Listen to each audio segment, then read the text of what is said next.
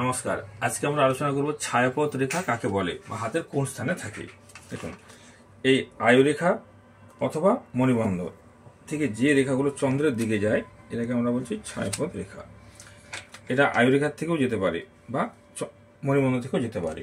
তো এই রেখাগুলো যাদের হাতে থাকবে তাদের কি বলা হয়, যাদের হাতে এই রেখা থাকে তারা কিন্তু যুদ্ধবিদ্যায় পারদর্শী হয়, নৌবিদ্যায় পারদর্শী হয় এবং এরা জলপথে ভ্রমণ করতে ভালোবাসবে বা বাণিজ্যে সাফল্য আসতে পারে, সামাজিক প্রতিষ্ঠা পায় এরা, এদের স্মৃতিশক্তি খুব ভালো হয়। তবে এই রেখা কিন্তু অনেক সময় জলপথের দুর্ঘটনাও ইন্ডিকেট করে।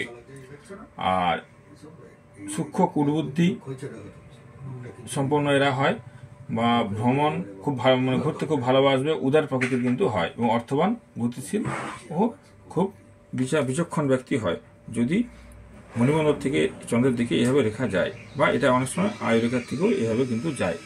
এটাকে আমরা বলছি ছায়াপথ রেখা।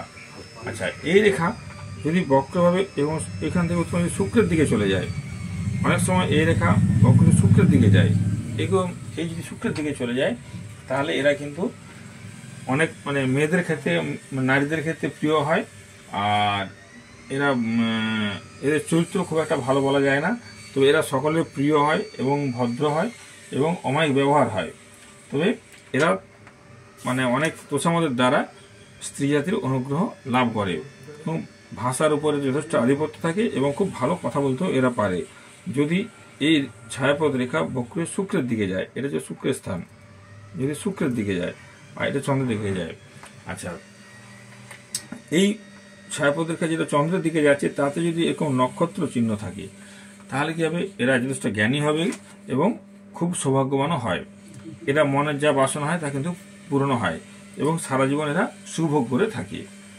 আবার এই রেখা,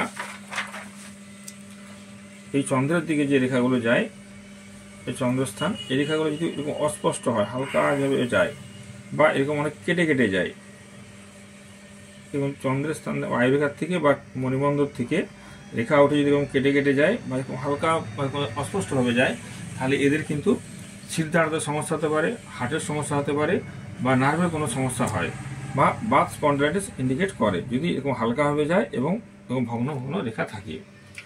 আবার এই রেখাতে যদি এরকম ক্রস চিহ্ন থাকে, এই রেখাতে ক্রস চিহ্ন থাকলে সেটাও কিন্তু অশুভ। এরা কাল্পনিকভাবে দেবদেবতা বা মূর্তি দর্শন করে থাকে, মনে মনে এরকম ভেবে থাকে যে আমরা ঠাকুরের দর্শন পেয়েছি, এরকম একটা, যেটা কিন্তু বাস্তবে নয়। হ্যাঁ, এরকম একটা আধ্যাত্মিক ভাব এদের মধ্যে থাকে।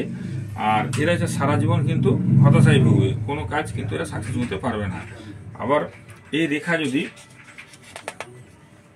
এইভাবে, এই রেখা যদি এরকম বাঁকা ঢেউ খেলানো হয়, এই রেখা, এই ছায়াপথ রেখা যদি মণিবন্ধর থেকে বা আয়ুরেখার থেকে উঠে এরকম বাঁকা বা ঢেউ খেলানো হয়, তাহলে এই ব্যক্তি জুয়ারি হতে পারে, ফাটকাবাজ হতে পারে এবং খুব চতুর হয় এবং এরা হচ্ছে লোককে ঠকাতে ওস্তাদ হয়। হ্যাঁ, এদের বুদ্ধি সবসময় অসৎ পথে চালিত হয় বা এরা কিন্তু খুব ভালো মনের মানুষ নয়, যাদের ছায়াপথ রেখা এরকম আঁকামাঁকাভাবে যায়। এইভাবে আমরা ছায়াপথ রেখার থেকে বুঝতে পারি যে এই ব্যক্তি কিরকম চরিত্রের হতে পারে। নমস্কার।